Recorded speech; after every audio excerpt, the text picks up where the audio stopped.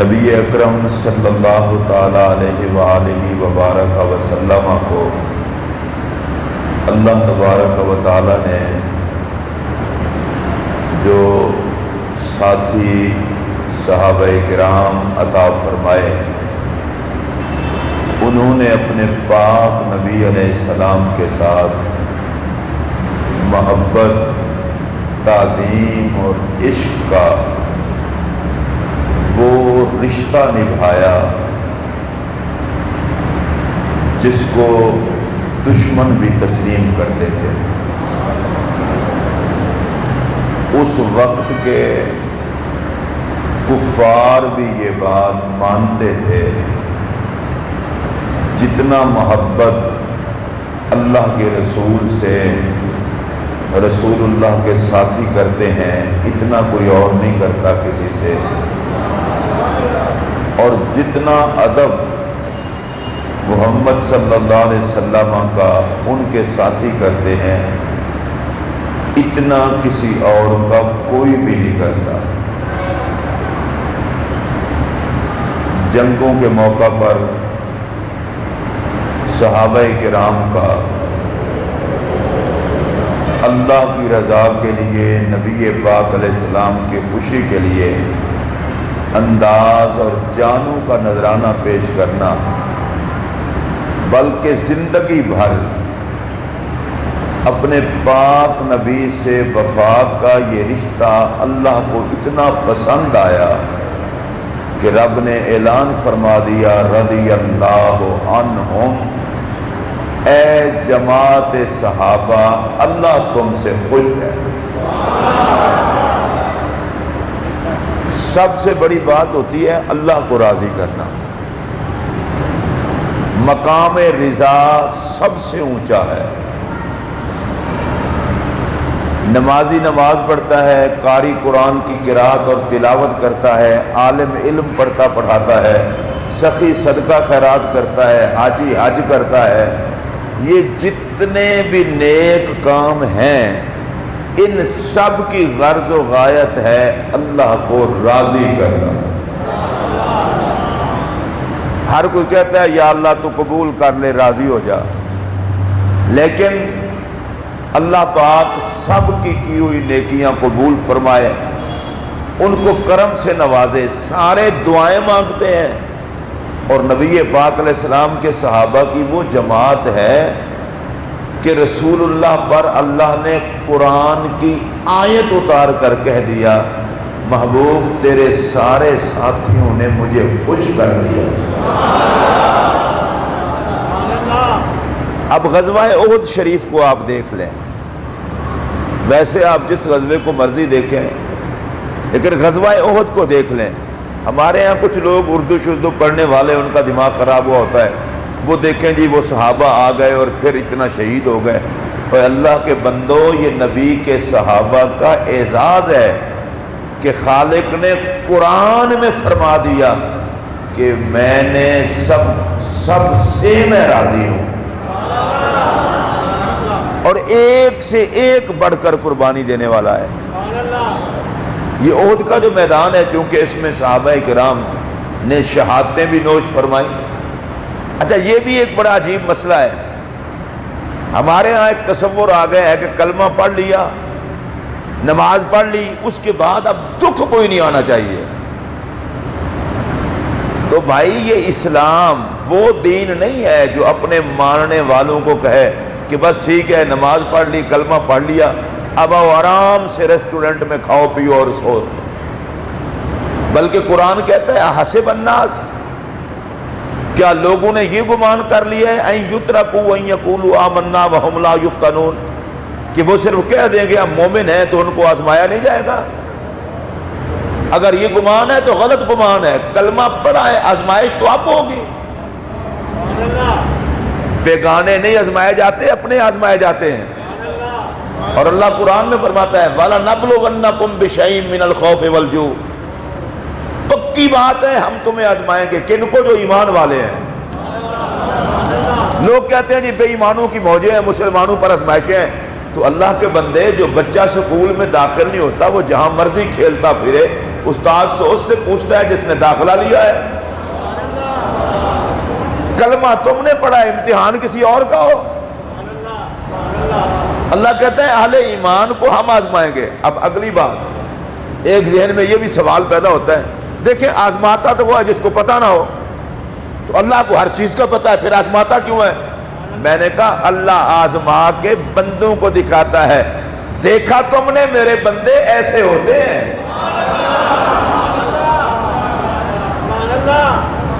اللہ قادر تھا اس بات پر کہ وہ کافروں کو تباہ و برباد کر دیتا، لیکن نبی پاک جہاد میں گئے، صحابہ جہاد میں گئے، صحابہ کٹے، میرے آقا زخمی ہوئے، وجہ بھئی اس میں حکمت یہ ہے، اگر صحابہ میدان جہاد میں کٹتے نا تو شہادت کی پگ اللہ کن کے سر پہ رکھتا؟ بھئی یہ شہید ہونا عزت ہے یا نہیں؟ بولے عزت ہے نا، تو شہید تو وہی ہے جو راہ خدا میں قربان ہو۔ اللہ قرآن میں کہتا ہے کہ تم جا کر میدان جہاد میں جاتے ہو، تمہیں بھیجتا ہوں، اس کی ایک وجہ یہ ہے تاکہ اللہ تم میں سے کئیوں کے سر پر شہادت کا تاج سجائے۔ یہ جو میدان جہاد ہے، میں بار بار کہہ چکا ہوں، میدان جنگ میں اللہ کی رضا کے لیے جانے والا مسلمان کبھی ناکام نہیں ہوتا، کبھی ناکام نہیں ہوتا۔ میں تیسری مرتبہ کہہ رہا ہوں، اللہ کی قسم ناکام نہیں ہوتا۔ کوئی کیسے جی وہ تو کٹ جاتے ہیں، اور میں نے کہا کٹ جائیں یا بچ جائیں، ناکام نہیں ہوتے۔ کٹے تو بھی عزت کا تاج ان کے سر پر، اور اگر بچے تو بھی عزت کا تاج ان کے سر پر۔ مومن کو یا رب شہادت کا تاج عطا کر دیتا ہے یا غازی ہونے کا تاج عطا کر دیتا ہے۔ رب غازیوں سے بھی راضی ہے، شہیدوں سے بھی راضی ہے، غازیوں سے بھی راضی اور شہیدوں سے بھی۔ اب آپ دیکھ لیں میدان احد میں نبی پاک علیہ الصلوۃ والسلام کے صحابہ نے، کوئی ایک صحابی نہیں، سید الشہداء تو حضرت امیر حمزہ ہی ہیں،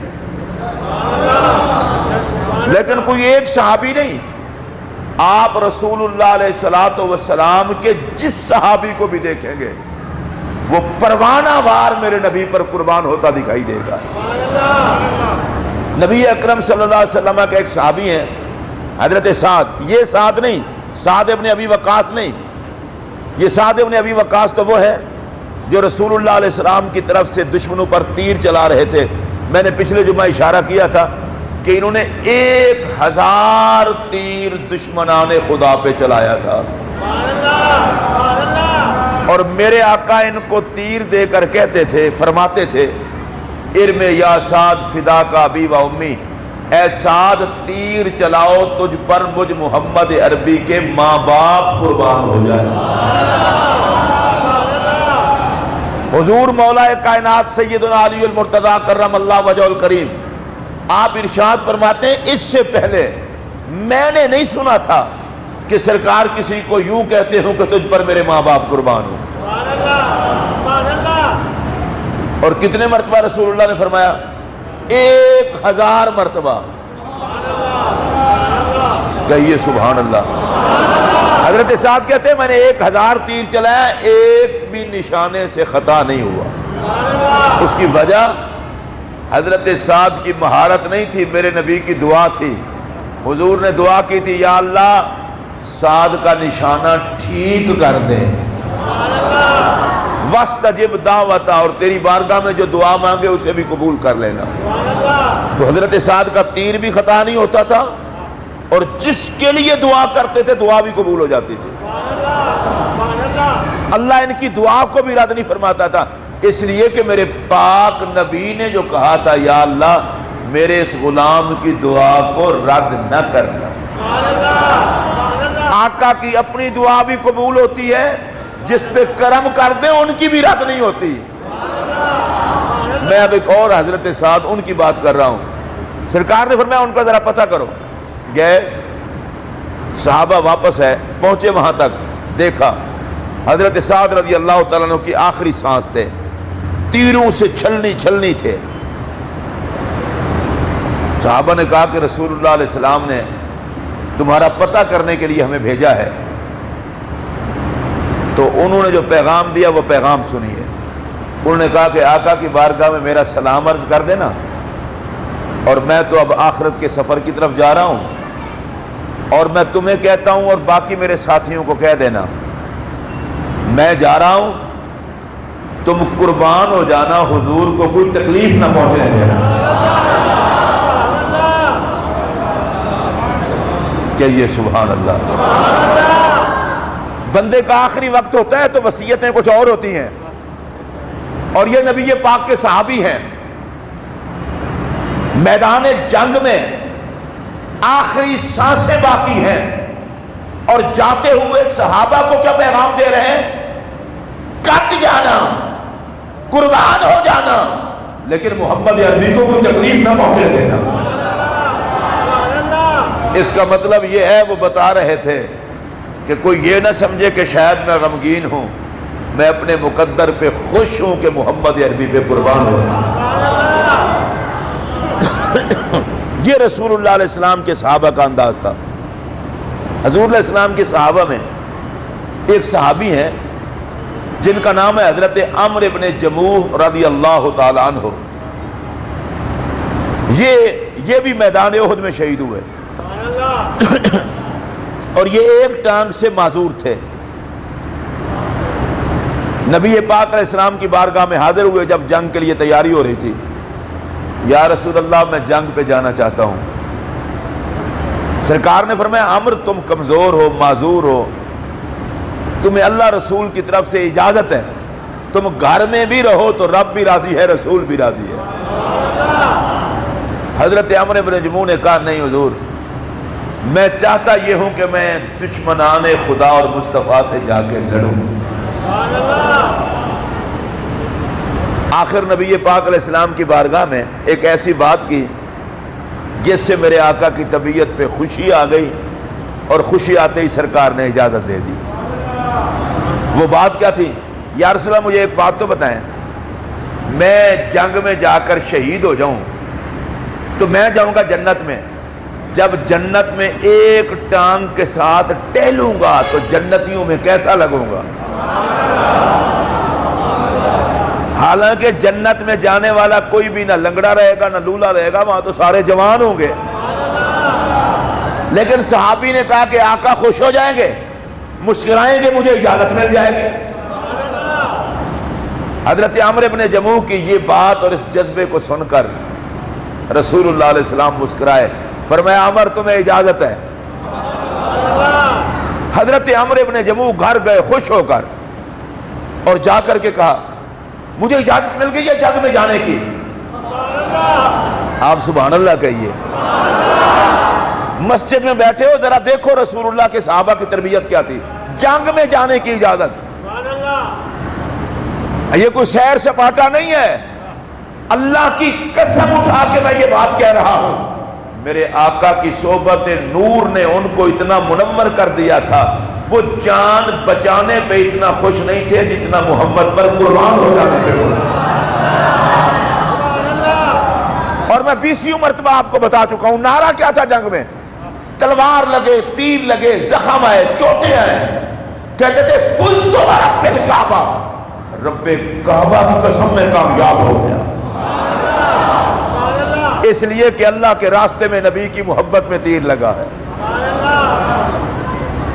وہ موجیں لوٹنے والے مسلمان نہیں تھے، نبی پر دین پر لوٹنے والے مسلمان تھے۔ اب یہ کہ گھر میں گھر والی کو بتایا، آگے گھر والی بھی تو رسول اللہ کی کنیز تھی، کہا عمر خیال کرنا کمزور بندے ہو، پیٹھ دکھا کے بھاگنا آنا، اس لیے کہ محمد کے غلام پیٹھ نہیں دکھایا کرتے۔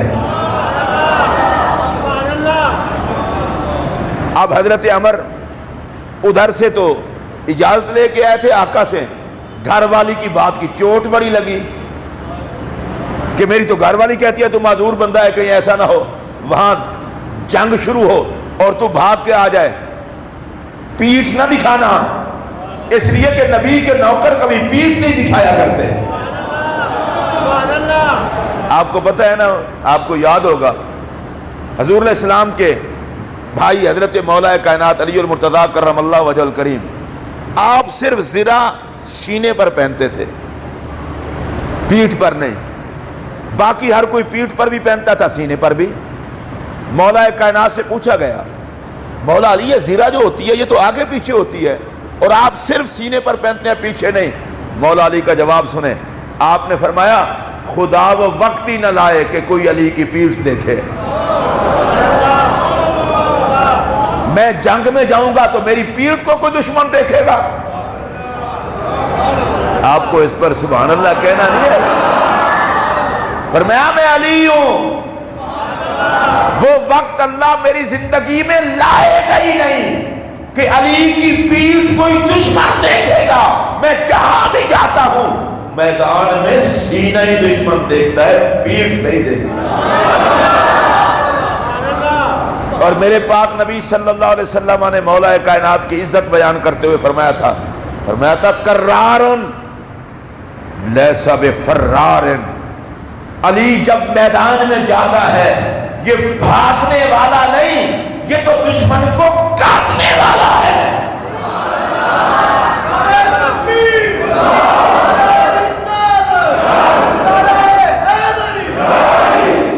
علی کے آگے دشمن ٹھہر نہیں سکتے۔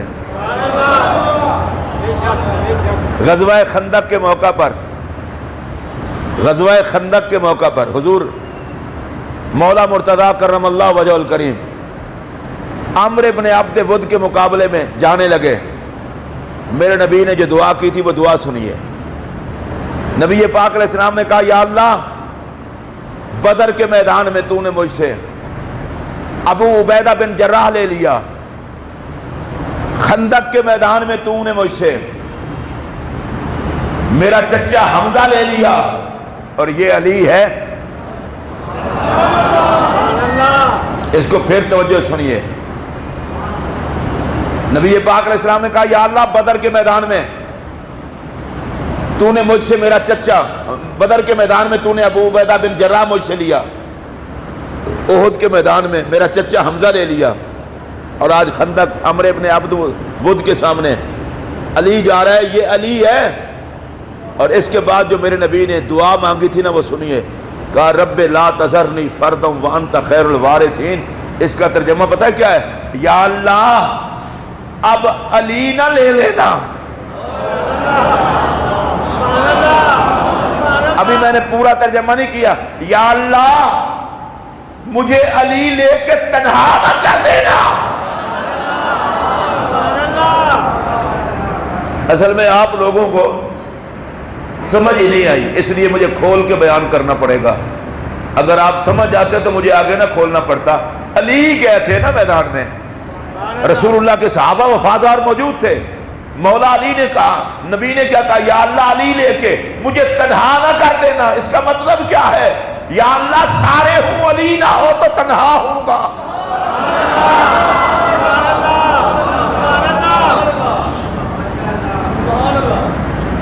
اب میں یہ پوچھنا چاہتا ہوں، جس کے بغیر نبی نہیں رہتا امتی کیوں رہے؟ اگر آپ کو کہنا سبحان اللہ آتی ہو تو یہ موقع ہے۔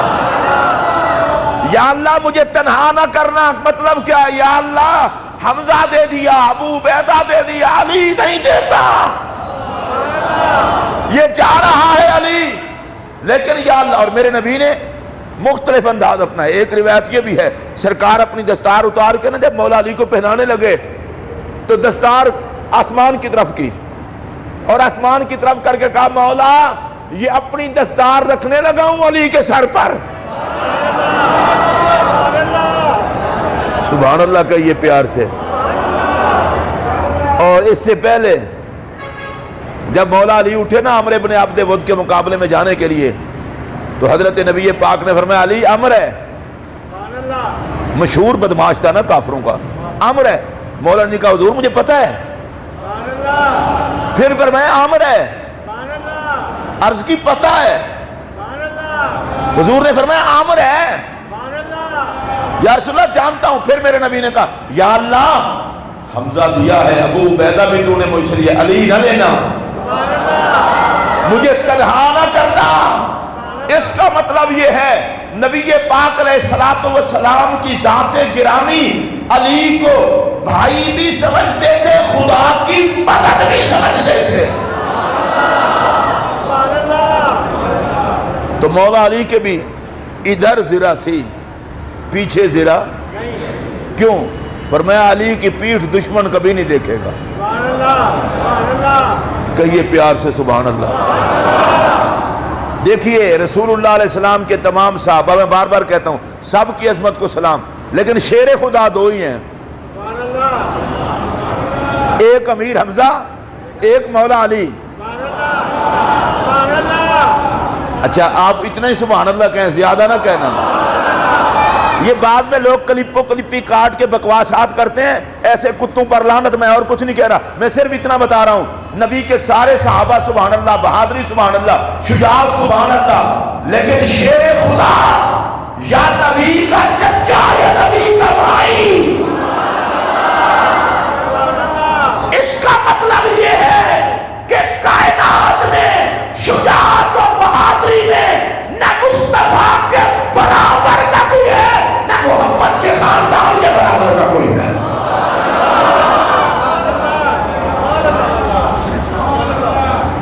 مصطفیٰ کریم علیہ السلام کا خون پاک اتنا بہادر ہے۔ تو حضرت عمرو بن جموح کو بیوی نے کہا کہ تم ہو کمزور ٹانگ والے، ایسا نہ ہو میدان جنگ میں جاؤ اور وہاں مقابلہ ہونے لگے اور مقابلے پہ تم بھاگو، پیٹھ دکھاؤ۔ پیٹھ دکھانا رسول اللہ کے غلاموں کی شان نہیں۔ آپ کو پتہ ہے ایک مرد کے لیے گھر والی کا تانا بڑا خطرناک ہوتا ہے۔ حضرت عمرو بن جموح نے بیوی کی یہ بات سنی، کہا یا اللہ مجھے احد کی طرف جاتا ہوا ہر کوئی دیکھے، واپس آتا کوئی نہ دیکھے۔ مطلب کیا تھا؟ میں قربان ہو جاؤں۔ اور میں نے یہ ان کی بیوی کی یہ بات اس لیے سنائی ہے کہ حضور کی صحابیات بھی قربان ہونے پہ خوش ہوتی تھی۔ میدان احد سے واپسی پر ایک خاتون ہے صحابیہ، وہ پوچھتی ہے رسول اللہ کا کیا حال ہے؟ وہ کہتے ہیں تیرے ابا جی شہید ہو گئے، کہتی ہے انا للہ و انا الیہ راجعون، رسول اللہ کا کیا حال ہے؟ انہیں کہا جاتا ہے تمہارے بھائی شہید ہو گئے، کہتی ہیں انا للہ و انا الیہ راجعون، بتاؤ رسول اللہ کا کیا حال ہے؟ انہیں کہا جاتا ہے تمہارا خاوند شہید ہو گیا ہے، وہ کہتی ہیں انا للہ و انا الیہ راجعون، مجھے یہ بتاؤ رسول اللہ کا کیا حال ہے؟ اگر آپ سبحان اللہ کہہ سکتے ہو تو اونچی آواز سے کہیں۔ اب میں آپ سے پوچھنا چاہتا ہوں، یہ بھائی شہید ہو گیا انا للہ، خاوند شہید ہو گیا انا للہ، باپ شہید ہو گیا انا للہ، میں ویسے پیار سے کہہ رہا ہوں اور اتنی ہمت سے تو تم نبی کے نام پہ نوٹ نہیں نچھاور کرتے جس ہمت سے وہ رشتے نچھاور کر رہی تھی۔ بیٹی کے لیے باپ کا رشتہ، بہن کے لیے بھائی کا رشتہ، بیوی کے لیے خاوند کا رشتہ۔ انہوں نے کہا رسول اللہ علیہ السلام ٹھیک ہے، پتہ ہے وہ کیا کہتی ہیں؟ ارونی ہے، صرف بتاؤ نا مجھے محمد دکھاؤ، تسلی تب ہوگی جب حضور کو دیکھ لو گی۔ یہ باپ کی قربانی کا سنا، یہ کیوں نہ کہا ابا جی کی لاش کدھر ہے؟ یہ کیوں نہ کہا میرے خامد کی لاش کدھر ہے؟ باپ سے محبت دینی محبت ہے، بھائی سے محبت دینی محبت ہے، خامد سے محبت دینی محبت ہے۔ میرا یہ جملہ سنیے، شرعی محبت ہے، باپ کی محبت بھی دین ہے، بھائی کی محبت بھی دین ہے، خامد کی محبت بھی دین ہے۔ عورت جو کمزور ذات ہوتی ہے، واہ میرے محمد یا نبی تیری عظمت کو سلام، تیری صحبت نور نے تیری فقیرنیوں کو بھی شیرنی بنا دیا تھا۔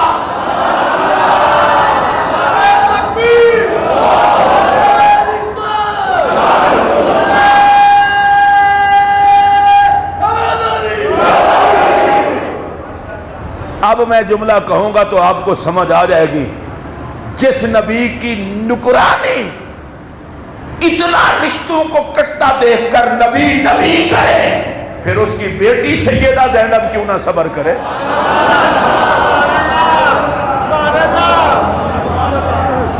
اللہ کی عزت کی قسم، وفادار ہوں یا رشتہ دار، محمد عربی نے ان کو صبروں کا پہاڑ بنا دیا۔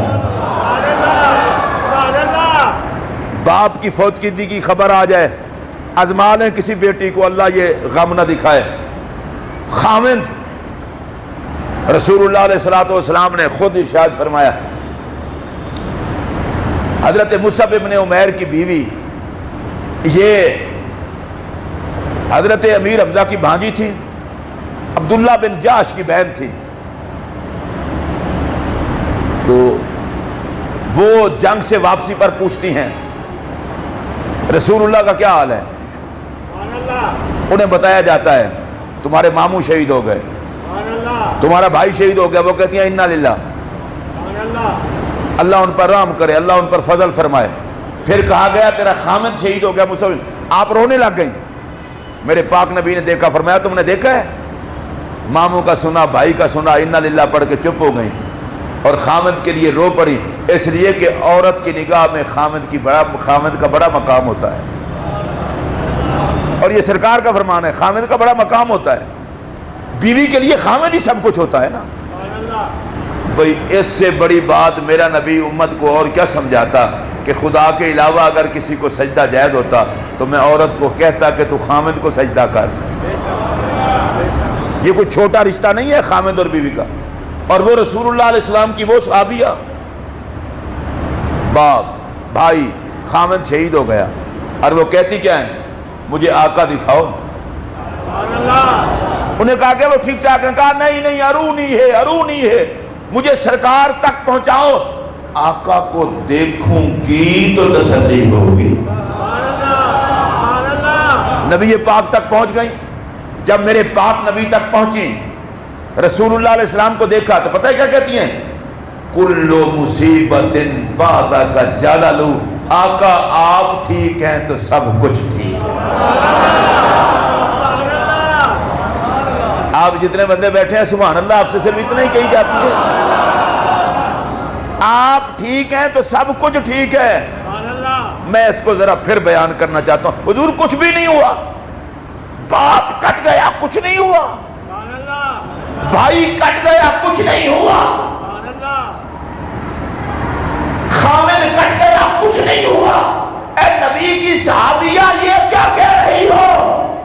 تو ان کا جواب یہ ہوگا تم نے قرآن نہیں پڑھا، مومن ہوتے ہی وہ ہیں جن کو سب رشتوں سے زیادہ محبت پیارے ہوتے ہیں۔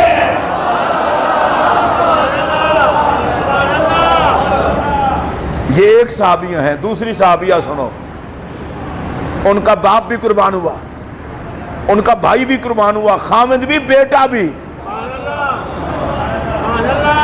ہمیں تو ریڈی میڈ مسلمان مل گیا، اسلام مل گیا، کچھ کرنا نہیں پڑا۔ سارے مسلمان بیٹھے ہو، ذرا کلیجے پر ہاتھ رکھ کے بتاؤ، جس ماں کا بیٹا کٹ جائے، جس بیٹی کا باپ کٹ جائے، جس بہن کا بھائی کٹ جائے، اور جس عورت کے سر کا تاج کٹ جائے۔ یہ بھی گئی میدان احد سے واپسی پر راستے میں پوچھتی ہوئی رسول اللہ کا کیا حال ہے؟ ادھر میری طرف دیکھیں، میں آپ کو ایک بات بتاؤں، بھائی گیا ہوا تھا، بھائی کا حال کوئی نہیں پوچھ رہی، خامد کا نہیں پوچھ رہی، پوچھتی حضور کا ہی ہے۔ اور بھائی یہ پوچھتی حضور کا یہ وجہ کیا ہے؟ انہوں نے کہا اور بھائی بیٹے باپ ان سب کو تو روانہ ہی اس لیے کیا تھا، کٹ جانا محمد کو کچھ نہ ہو رہا۔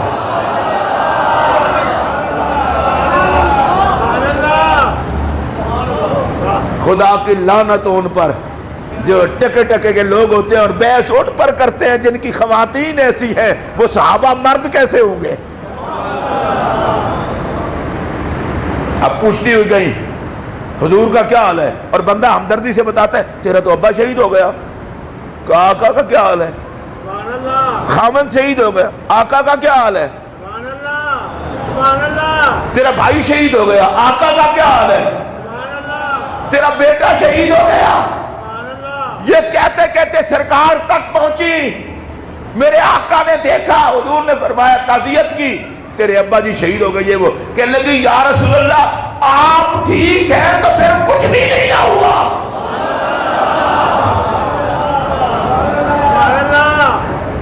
مجھے مسجد میں بیٹھے ہو، ذرا سینے پر ہاتھ رکھ کے بتاؤ جس کے اتنا رشتے کٹے وہ ہوش میں رہے، یہ محمد کی غلامی کا نور نہیں تو اور کیا ہے۔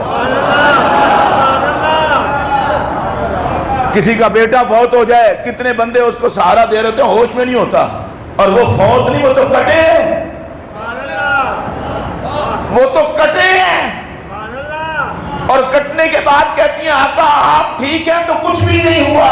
تو میں یہ بات اب پھر کہنے لگا ہوں، حضور کے صحابہ ہوں یا حضور کی صحابیات ہوں، آقا کا کلمہ پڑھنے والے مرد ہوں یا عورتیں ہوں، یہ صحبت نور محمد کا اثر تھا، وہ کٹتے بھی رہتے تھے، محمد محمد کرتے بھی رہتے تھے، وہ کٹاتے بھی رہتے تھے، محمد سے وفا کا رشتہ نبھاتے بھی رہتے تھے۔ چشم فلک نے مصطفیٰ جیسا سونا کوئی نہیں دیکھا، صحابہ جیسے پروانے کوئی نہیں دیکھا۔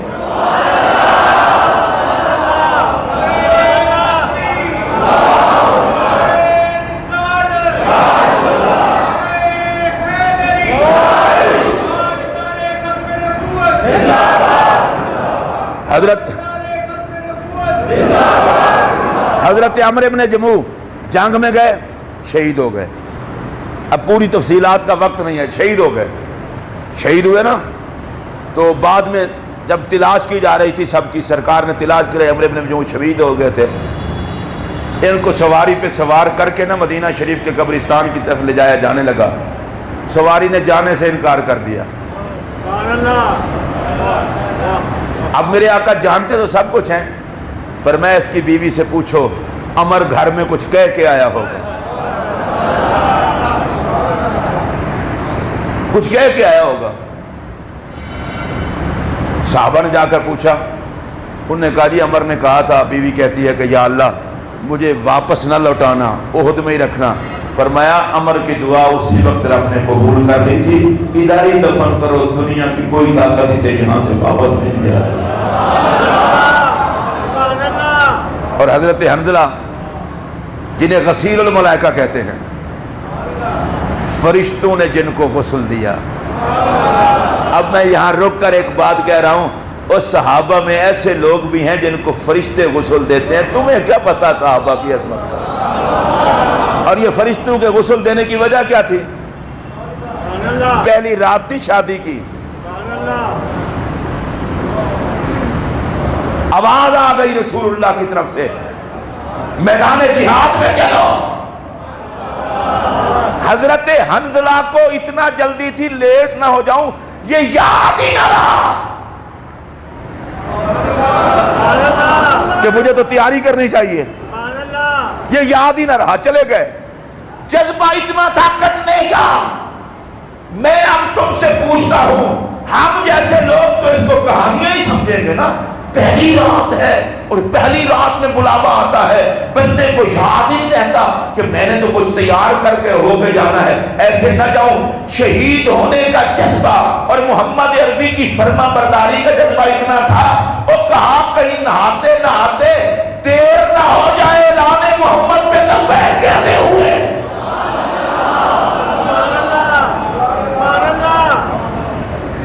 شہید ہو گئے، تلاش کروایا گیا، حضرت حنظلہ تلاش، لاش ہی نہیں مل رہی۔ سرکار دو عالم علیہ السلام نے فرمایا حنظلہ کو فرشتے غسل دے رہے ہیں۔ سبحان اللہ، اونچی آواز سے کہیے۔ یہ ہے نبی پاک کے صحابہ۔ آئیے ذرا اب اس شہید کی بات کروں جو سید الشہداء ہے،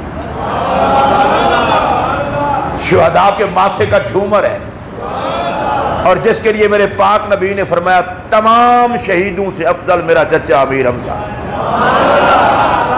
لفظ افضل بھی ہے، سید بھی ہے۔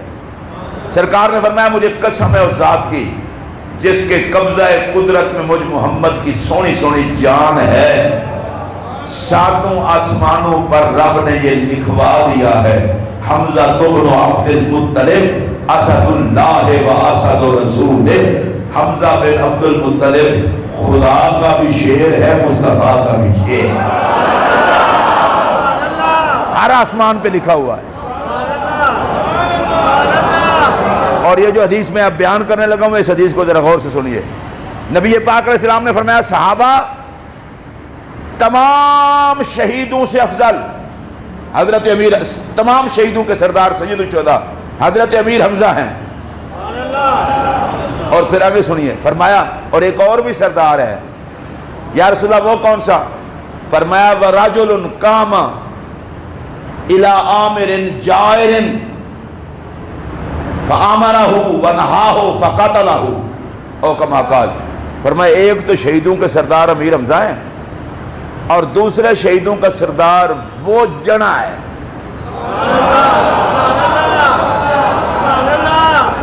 جنہوں نے بھی جنا آکے تسی بھی کوئی مردان دی نہ سبحان اللہ آگ چھڑو، میں بھی مارا تسی بالکل میرے تو ہی مرے مکے ہوئے ہو۔ اللہ دے بندے ہو، نبی جنا آکے تو پھر جنے ہو کے بولو۔ باتیں میں آپ کو بہادری کی سنا رہا ہوں اور آپ یوں سر سن کے سن رہے ہیں۔ اللہ کے بندے وَرَجُلٌ وہ عظیم جنا کاما جو کھڑا ہو گیا ظالم بادشاہ کے سامنے، اسے کہا ہے شریعت سے غداری نہیں چلے گی، دین کی پاسداری کر۔ اس ظالم نے اسے شہید کر دیا، فرمایا وہ بھی سید الشہداء ہے، وہ بھی سید الشہداء ہے۔ اگر آپ کو نہیں سمجھ آئی تو بتا دوں، میرے نبی نے کہا لوگوں میرا حمزہ بھی سید الشہداء ہے، میرا حسین بھی سید الشہداء ہے۔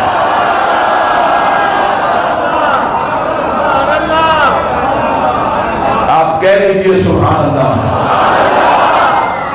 وہ ڈٹے گا کٹے گا۔ اگلا جملہ کہنے لگا ہوں، اس پر غور سے سننا ہے۔ ارے یہ بھی سید الشہداء وہ بھی سید الشہداء، اس لیے کہ نہ اس کی طرح کوئی کٹے گا نہ اس کی طرح کوئی کٹے گا۔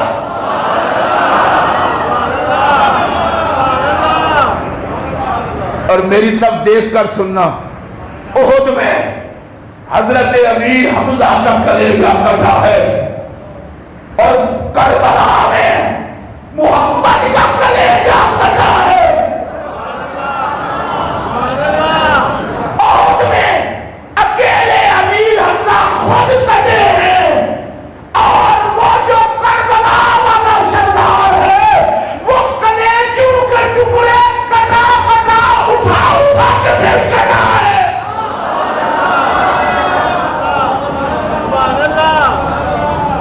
اور میرے پاک نبی صلی اللہ علیہ وسلم نے دونوں کی سرداری کو بیان کیا۔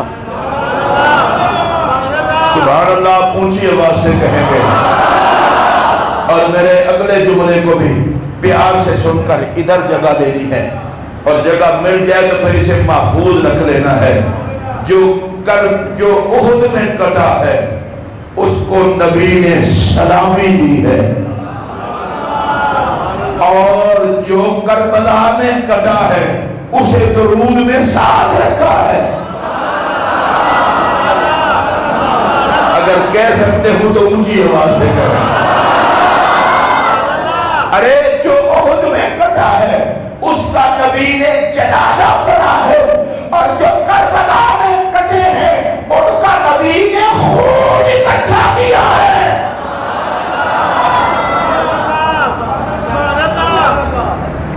احد والے سردار کو بھی سلام۔ ہاتھ چک سکتے وہ فالج نہ ہوئے تو ایتھے ہاتھ رکھ کے سلام کر لو، میرا نبی قبول کر لو۔ احد والے سردار کو بھی سلام، کربلا والے سردار کو بھی سلام۔ یہ عجیب بات نہیں ہے کہ شہادت میں بھی سرداری محمد کے خاندان کی، شجاعت میں بھی سرداری محمد کے خاندان کی، طہارت میں بھی سرداری محمد کے خاندان کی،